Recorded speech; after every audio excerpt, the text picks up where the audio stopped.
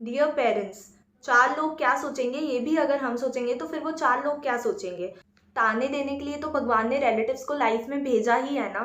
Trust me parents, कोई भी बच्चा जो अपनी लाइफ की इतनी बड़ी एग्जाम की प्रेपरेशन कर रहा है, वो एग्जाम सीए हो सकती है, कैट हो सकती है, यूपीएससी हो सकती है, आईआईटी हो सकती है, नीट हो सकती है, कोई भी बड़ी एग्जामिनेशन जो शायद मैंने अभी बोलने में मिस कर दी हो, क्लैट हो सकती है। तो वो बच्चा एग्ज़ाम बिना पढ़े देने नहीं जाएगा। लेकिन हाँ, कुछ फैक्टर्स होते हैं उन 3 घंटे के टाइम पीरियड में जो आपके माइंड को अफेक्ट करते हैं। आपका पेपर कैसा आया, आपकी हेल्थ कैसी है, जो आपकी 6 महीने की, 1 साल की, 2 साल की प्रिपरेशन पर भारी पड़ सकते हैं। नहीं फ़र्क पड़ता यार कि 4 लोग हमारे बारे में क्या सोचते हैं। हमें फ़र्क पड़ता है कि हमारे पेरेंट्स हमारे बारे में क्या सोचते हैं। देयर आर सम पेरेंट्स जो अपने रिलेटिव्स के बारे में ज़्यादा सोचते हैं कि नहीं नहीं, हम उनको आंसर बैक नहीं करेंगे, उन्हें बुरा लग जाएगा। बट आपके बच्चों की फीलिंग्स और सेल्फ रिस्पेक्ट का क्या? उन्हें भी तो बुरा लग रहा है ना।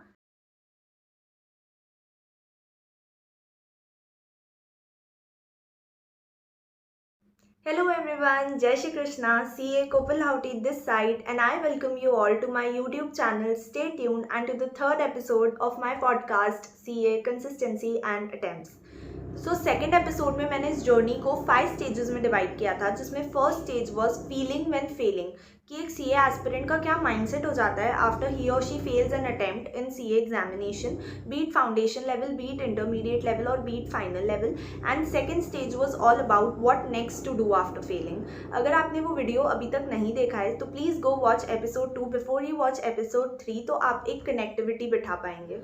सो third episode is all about the third stage of my journey, जो है role of parents in an aspirant's life when he और she is taking attempts to clear an examination. कोई भी एस्पिरेंट जो एक कंपेटिटिव एग्जाम की तैयारी कर रहा है और उसे अटेम्प्ट्स लग रहे हैं उस एग्जाम को क्लियर करने में, एंड ही और she is facing multiple failures, तो उसके लिए मेरे हिसाब से this stage is the most crucial stage of their life. Why? अगर आप लोगों ने मेरा एपिसोड 2 देखा है, जिसमें मैंने खुद को इंट्रोड्यूस किया था as granddaughter of Mr Mangilal ji Lahoti, daughter of Mr Ashish ji Lahoti and Mrs Kiran ji Lahoti, and a proud sister of Chahak Lahoti. तो जनरली इंट्रोडक्शन होता है व्हाट इज़ योर नेम और max to max daughter of so and so. But मैंने खुद को ऐसे इंट्रोड्यूस क्यों किया, वो मैंने आपको कहा था कि मैं आपको अपकमिंग एपिसोड्स में बताने वाली हूँ, and now is the time. So मेरे दादाजी, मेरे मम्मा पापा एंड मेरी बहन, these are the 4 pillars of my life. अगर ये चारों नहीं होते तो मैं 4 अटेम्प्ट्स तक सस्टेन ही नहीं कर पाती। तो मेरा इंट्रोडक्शन इनके इंट्रोडक्शन के बिना इनकम्प्लीट है, क्योंकि आज अगर मैं चार्टर्ड अकाउंटेंट हूँ 4 अटेम्प्ट्स के बाद, तो मैं मेरी फैमिली की वजह से हूँ। आज का ये एपिसोड उन एस्पिरेंट्स के लिए है ही नहीं जो कंपेटिटिव एग्जाम्स के लिए अपीयर होने वाले हैं। आज का ये एपिसोड है उन एस्पिरेंट्स के पेरेंट्स के लिए और उनके रिलेटिव्स के लिए। डियर पेरेंट्स, 4 लोग क्या सोचेंगे ये भी अगर हम सोचेंगे तो फिर वो 4 लोग क्या सोचेंगे। आपका बच्चा ऑलरेडी अंडर प्रेशर है, वो एक ऐसी कंपेटिटिव एग्जाम की तैयारी कर रहा है जिसमें माइंडसेट का पॉजिटिव होना और स्टेबल होना बहुत इंपॉर्टेंट है। अगर आप अपने बच्चे को दूसरे बच्चों से कंपेयर करेंगे कि उसका तो क्लियर हो गया, तेरा क्लियर क्यों नहीं हुआ, तो please understand, her competitive exam का लेवल अलग होता है। ये सिर्फ वो प्रेपरेशन का टाइम नहीं होता है, 1 साल, 2 साल या 3 साल की, ये उन 3 घंटों की भी बात होती है जिसमें वो बच्चा एग्ज़ाम के लिए अपीयर होने वाला है। बहुत सारी बीच में ऐसी चीज़ें होती है हमारी फैमिलीज़ में, किसी के यहाँ कोई प्रॉब्लम हो गई, किसी के यहाँ कोई फाइनेंशियल प्रॉब्लम है, किसी के यहाँ समबडी हैज़ लॉस्ट हिज और हर लव्ड वंस। तो ऐसी सिचुएशंस आ जाती हैं जिसकी वजह से आपकी पढ़ाई डिस्टर्ब हो जाती है, आपकी मेंटल हेल्थ डिस्टर्ब हो जाती है। So before you question your child, आप प्लीज़ खुद को भी क्वेश्चन करें कि क्या उस टाइम आपके घर में एक एमिकेबल एटमॉस्फेयर था, क्या एक ऐसा एम्बियंस था जिसमें एक बच्चा बिना डिस्टर्बेंस के पढ़ाई कर सकता है। Your children are already under so much pressure of these examinations, उन्हें आपका सपोर्ट चाहिए, आपके ताने नहीं। ताने देने के लिए तो भगवान ने रिलेटिव्स को लाइफ में भेजा ही है ना। ट्रस्ट मी पेरेंट्स, कोई भी बच्चा जो अपनी लाइफ की इतनी बड़ी एग्जाम की प्रेपरेशन कर रहा है, वो एग्ज़ाम सीए हो सकती है, कैट हो सकती है, यूपीएससी हो सकती है, आईआईटी हो सकती है, नीट हो सकती है, कोई भी बड़ी एग्जामिनेशन जो शायद मैंने अभी बोलने में मिस कर दी हो, क्लैट हो सकती है, तो वो बच्चा एग्ज़ाम बिना पढ़े देने नहीं जाएगा। लेकिन हाँ, कुछ फैक्टर्स होते हैं उन 3 घंटे के टाइम पीरियड में जो आपके माइंड को अफेक्ट करते हैं। आपका पेपर कैसा आया, आपकी हेल्थ कैसी है, जो आपकी 6 महीने की, 1 साल की, 2 साल की प्रिपरेशन पर भारी पड़ सकते हैं। जैसे मैं एक चार्टर्ड अकाउंटेंट हूँ, तो मैं आपको अपनी प्रोफेशनल कोर्स का एग्जांपल देती हूँ। जैसे सीए में पास होने का क्राइटेरिया है कि आपको हर सब्जेक्ट में 40 और अबव स्कोर करना है और 4 सब्जेक्ट्स को मिला के आपका स्कोर 200 और अबव होना चाहिए। ऑल्सो अगर आपका 60 या उससे ज़्यादा मार्क्स आते हैं तो वो सब्जेक्ट आपके लिए एग्जेम्प्ट हो जाता है, विच मीन्स कि आपको वो पेपर वापस से नहीं देना पड़ेगा अगर आप बाकी पेपर्स में फेल भी हो जाते हैं तो आप माने या ना माने, वो एक नंबर जिससे 39 की जगह 40 आ सकते थे या वो एक नंबर जिससे 59 की जगह 60 आ सकता था, यही लक है। Your children have given their best, trust me. Trauma, pressure और ताने देने के लिए तो रिलेटिव्स है ना यार, लेकिन प्यार, सपोर्ट और ट्रस्ट सिर्फ बच्चों को उनके पेरेंट्स ही दिला सकते हैं। जब भी आपका बच्चा किसी एग्जाम में फेल हो जाए तो please please I request, patience रखें और अपने बच्चे को भी धीरज रखना सिखाएं। अगर आप ही पेशेंस नहीं रखेंगे और उसे कोसने लग जाएंगे तो वो बच्चा तो पहले से ही गिव अप कर चुका है। और यही टाइम होता है जब उसे एक एक्सटर्नल पॉजिटिव फोर्स की ज़रूरत पड़ती है कि वो एक अच्छा कमबैक दिखाए, और वो एक्सटर्नल फोर्स आप हैं, माय डियर पेरेंट्स। आप में से कितने पेरेंट्स ऐसे हैं जिन्होंने अपनी लाइफ में कभी फेलियर नहीं देखा है, कभी कोई सेटबैक फेस नहीं किया है? फादर्स जिनके लिए एक डील या कॉन्ट्रैक्ट बहुत इंपॉर्टेंट था मिलना, लेकिन वो नहीं क्रैक हो पाया। क्या आप हार मानकर बैठ गए? नहीं, आप आज भी अपने बच्चों को एक अच्छा स्टैंडर्ड ऑफ लिविंग देने के लिए प्रयासरत हैं, राइट? डियर मदर्स, आपसे ज़्यादा आपके बच्चे की प्रेपरेशन किसी ने नहीं देखी है। तो आप इमेजिन करें एक बच्चे का महीनों तक किसी एग्ज़ाम के लिए तैयारी करना, उसमें इतनी मेहनत करना, खून पसीना एक कर देना और उसी एग्ज़ाम में बुरी तरीके से फेल हो जाना, ये उसके लिए किसी दुख के सागर में डूबने से कम नहीं है। लेकिन तेरी ममता से जो गहरा हो ऐसा तो सागर कोई नहीं, मेरी माँ के बराबर कोई नहीं। Isn't it? आपका ही अफेक्शन है जो उसे इस फेलियर से मूव ऑन करने में हेल्प करेगा। स्पेशली बॉयज़, मुझे ये चीज़ समझ नहीं आती कि तुमने अपने पापा को गले लगाना इतना डिफ़िकल्ट क्यों बना दिया है। तुमने एक फादर सन रिलेशनशिप को इतना हाई क्यों कर दिया है जब वो इतनी सिंपल हुआ करती थी। जब हम अपने पापा के कंधे पर बैठकर दुनिया देख सकते हैं तो क्या हम उन्हें जाके गले नहीं लगा सकते? क्या ये सच में इतना डिफ़िकल्ट है? अपने ही पापा को जाके आई लव यू बोलने में और थैंक यू बोलने में इतनी डिफ़िकल्टी कब से होने लगी यार? टाइम रहते कर लो, नहीं तो बाद में सिर्फ रिग्रेट रह जाएगा। And respected fathers, you have to be expressive with this generation. आपको अपना प्यार एक्सप्रेस करना ही पड़ेगा, there is no other option. क्योंकि आजकल वैसे ही बच्चों और पेरेंट्स में इतना जनरेशन गैप आ गया है, बच्चे पेरेंट्स के साथ बैठ के बात करना पसंद नहीं करते हैं। तो अगर आप उन्हें बोल कर एक्सप्रेस नहीं करेंगे कि आप उनके लिए क्या फील करते हैं तो उन्हें ये कभी नहीं पता चलेगा। आपकी जनरेशन की बात थोड़ी सी डिफरेंट थी, आजकल की ये जो जेंजी हो गई है ये काफ़ी डिफरेंट है।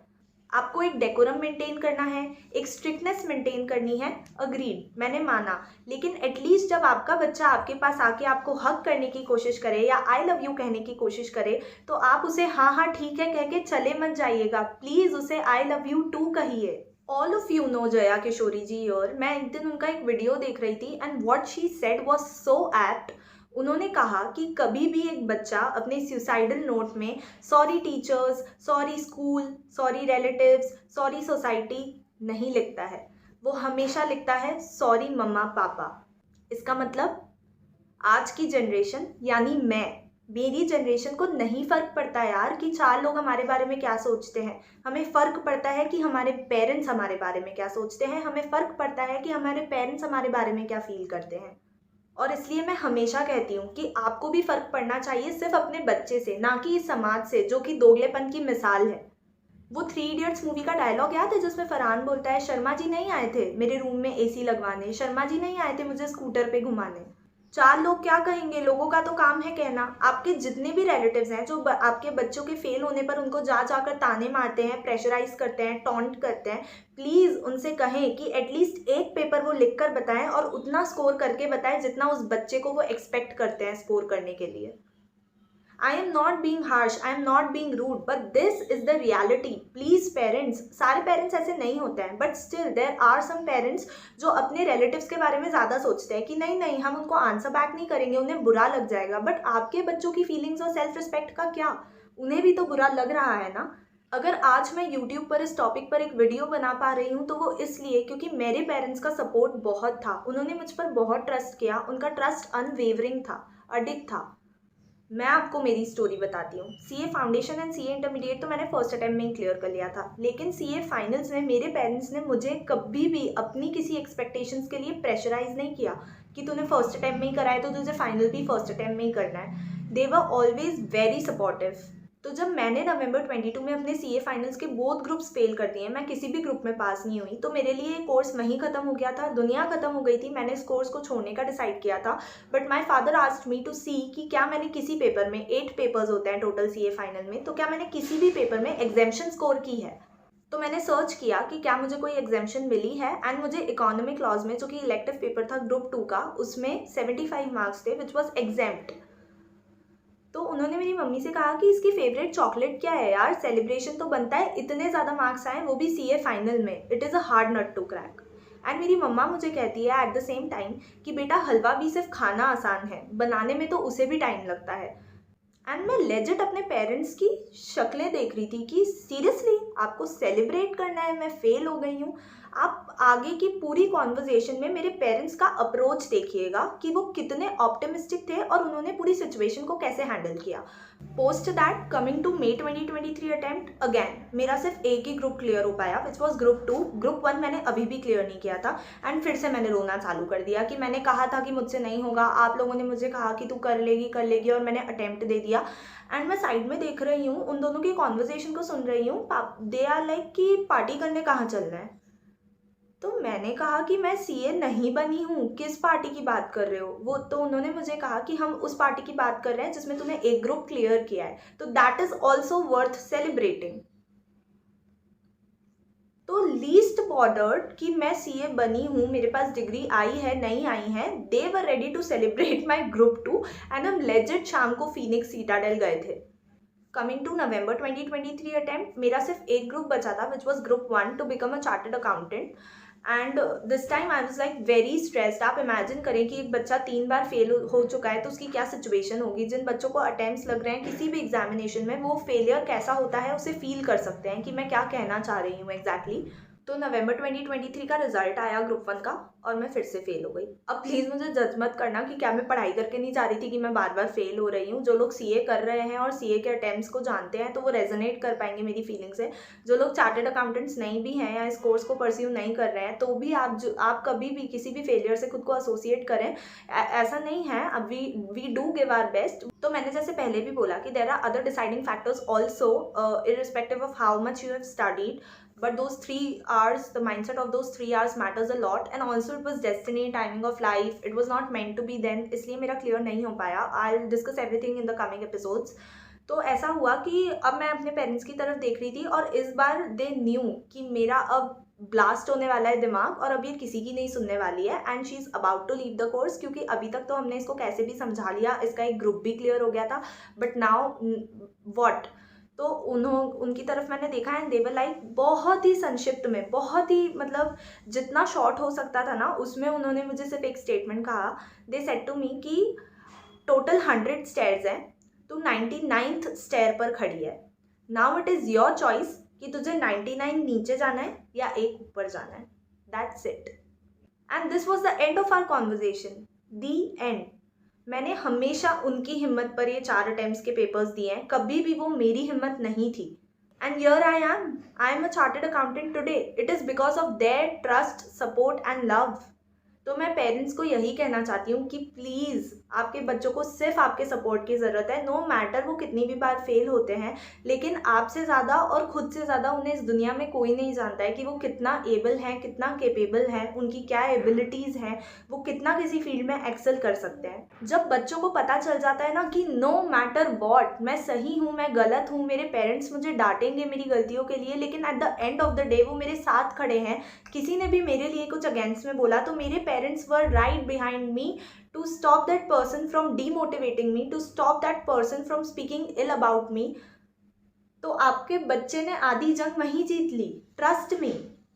एग्ज़ाम तो बहुत छोटी चीज़ है, अगर उन्हें कुछ चाहिए तो वो ये है कि उनके पेरेंट्स की आंखों में उन्हें खुद के लिए ट्रस्ट और सपोर्ट दिखे, and just see the difference. तो जितने भी पेरेंट्स ने मेरा ये वीडियो देखा है, I hope I am able to convince you all that चाहे सुख हो चाहे दुख हो, दिल ने तुझको ही पुकारा, तूने हमको है बनाया, तूने हमको है सवारा, जहाँ को तो रब का है, हमें तेरा है सहारा, बस तेरा साथ हो, चाहे जो बात हो. I'm not a good singer. I'm very sorry for your ears, but this is what I'm trying to convey कि हमें बस आपका साथ चाहिए और कुछ नहीं. Please forget about your relatives, forget about what society has to say, forget about those 4 लोग कि वो क्या कहेंगे, किसको कहेंगे, मुझे क्या फ़र्क पड़ता है. मुझे फ़र्क पड़ता है मेरे बच्चे से, उनके करियर से और ये कि वो अपनी लाइफ में बेस्ट करें. That's it, isn't it? Isn't it that you want as parents? Anyways, so thank you for watching this video. I'm very sorry अगर मैं कहीं पर भी harsh या rude या disrespectful sound करी हूँ throughout the video. बट कुछ चीज़ें इंपॉर्टेंट थी आप लोगों को कन्वे करना, ये बताना कि अटेम्प्ट्स कोई बहुत बड़ी डील नहीं है. अगर आपके बच्चे को अटेम्प्ट्स लग भी रहे हैं तो वो एक दिन चार्टर्ड अकाउंटेंट बन के ज़रूर निकलेगा अगर उसके अंदर उसका पैशन और जुनून है. So with this, subscribe to the channel, hit the bell icon to make our channel stay tuned, a big hit. Like the video if you like the content and the creator of course, and share it with your friends, families, everyone you know. Yeah, till then, see you in the next episode of my podcast, CA Consistency and Attempts very soon. CA Kopal Houti signing off.